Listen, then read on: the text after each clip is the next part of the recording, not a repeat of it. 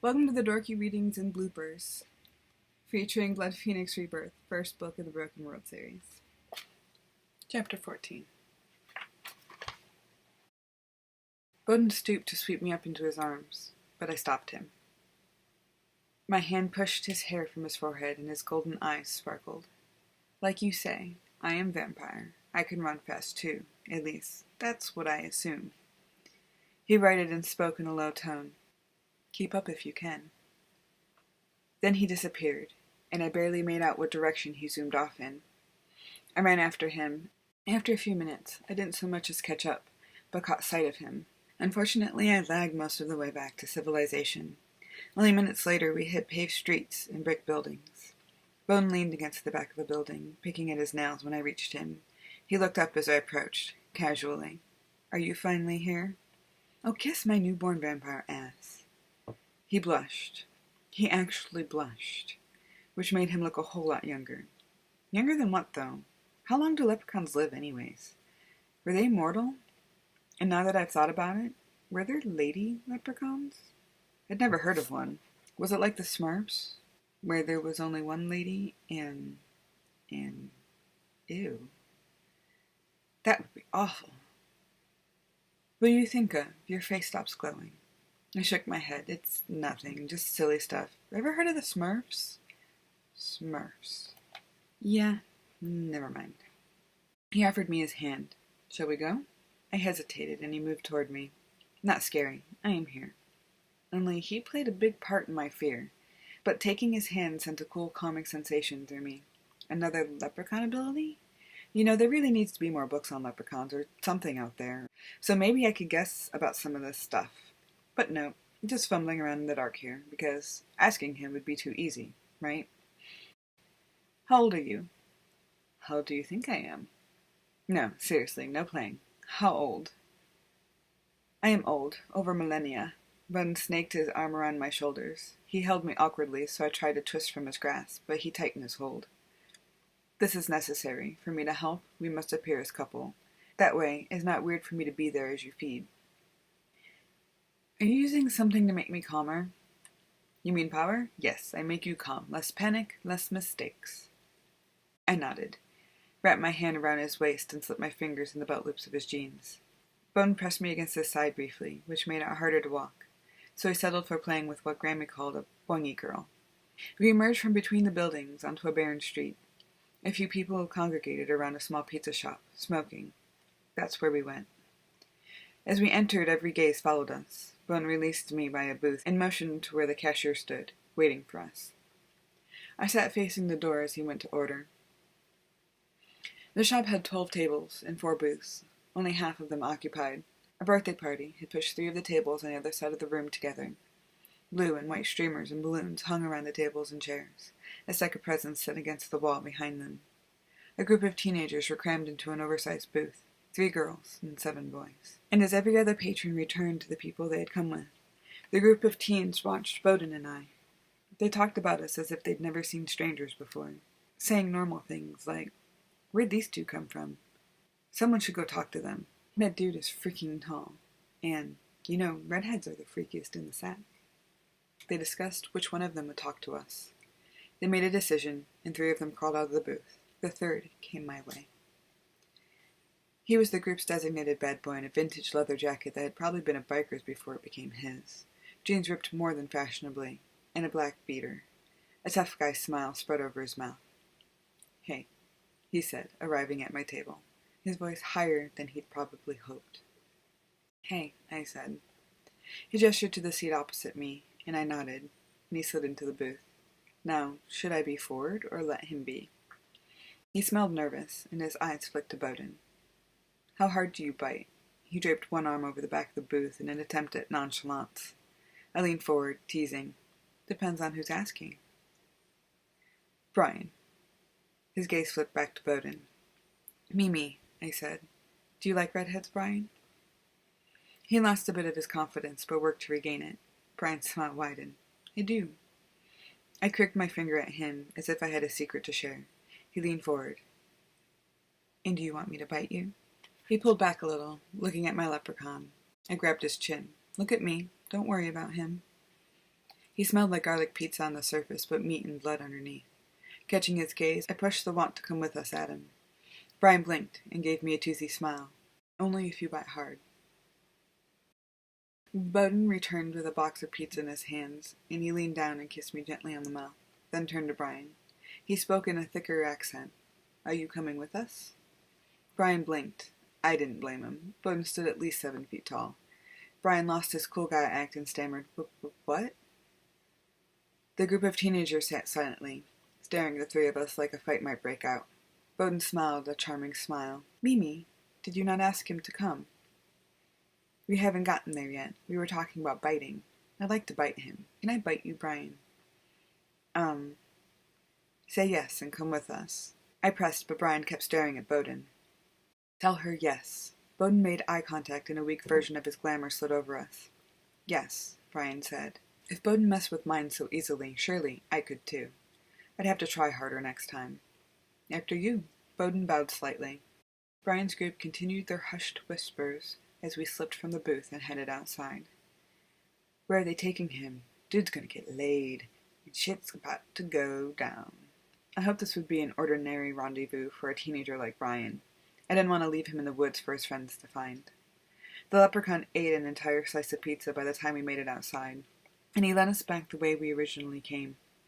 I took Brian's hand and pulled him along with us, wanting to make sure he didn't slip away. The three of us wandered back into the thick trees.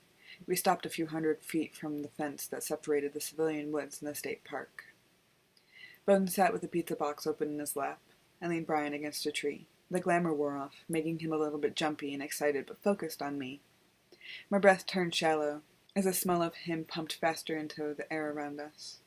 How old are you, Brian? I'll be 18 in a few weeks. I brushed his cheek and smiled at him. He grinned and let a masculine giggle. My breath hit his open mouth, making his eyes flutter. Brian was barely an adult, and I had qualms about feeding on someone so innocent, but the cold sucked at me. My lips whispered against his before I nestled my mouth against his neck. Biting him sent a jolt through his body, and he held on to me as tightly as he could. The boy tasted sweeter than the others, as if he were less contaminated. I pressed myself into him, and a soft moan echoed through my body. Bowden stood next to me and coaxed me back. Stop. If you do not want to hurt him, you must stop.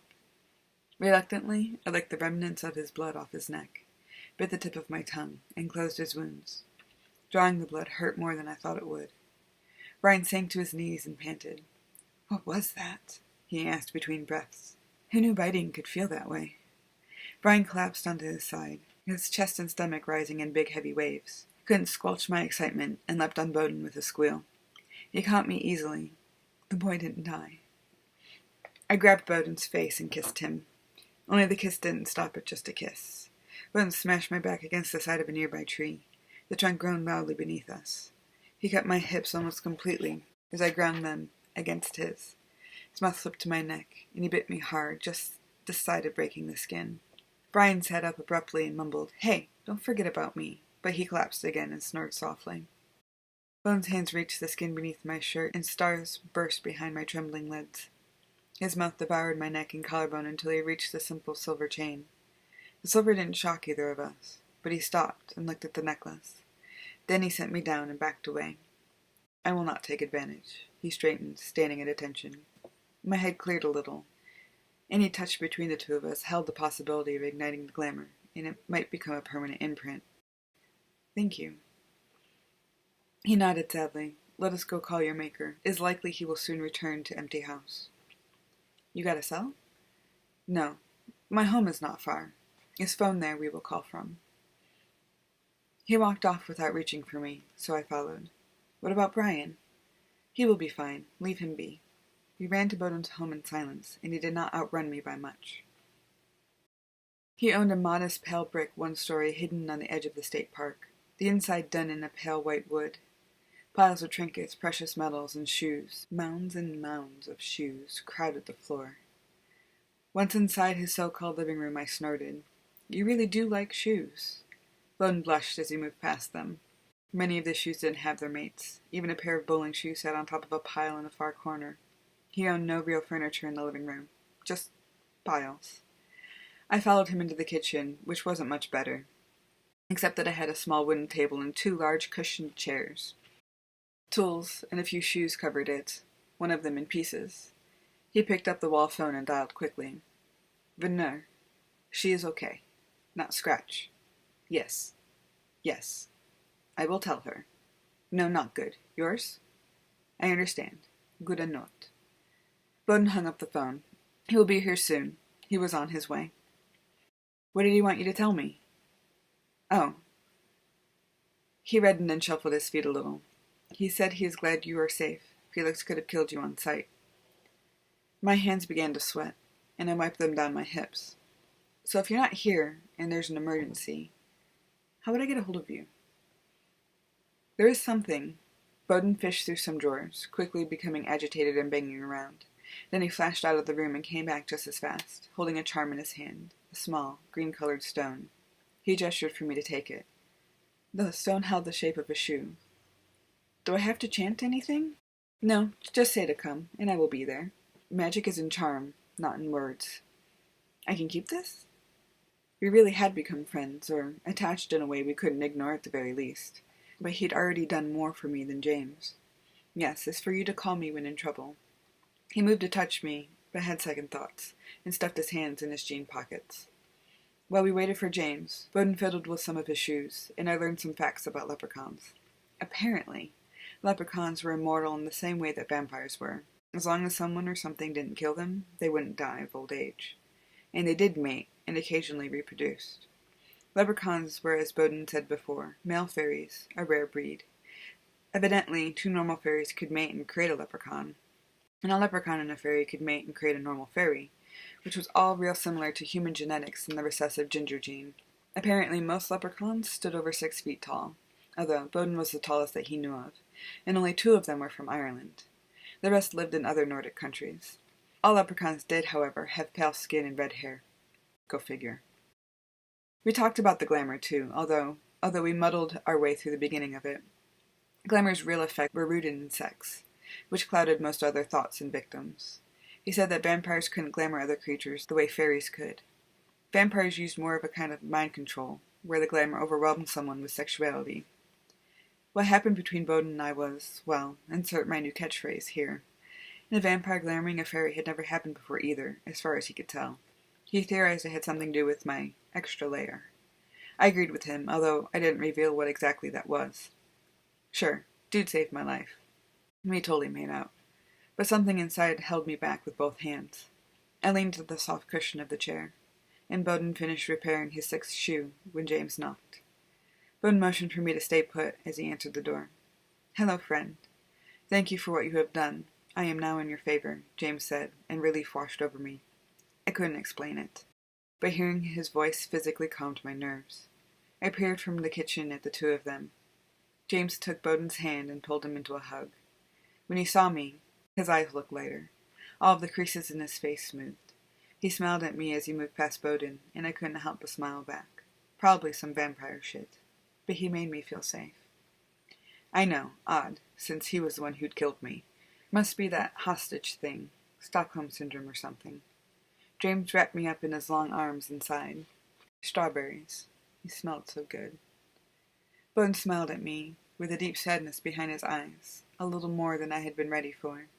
My lips quivered, and I forced tears back. I'd see my new friend again, right? Wait. James let go of me, and I weaved my way back to Bowden, reached up to him, pulled his face to mine, and kissed him. Keep up if you can. AJ.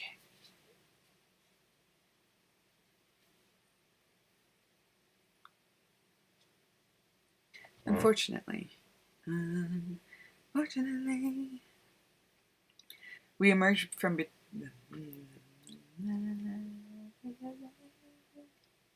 that dude is freaking tall. And, you know redheads are the freakiest in the sack. What's this thing going on? I can open my eyes fully. I can do it. Oh my god. Stock much?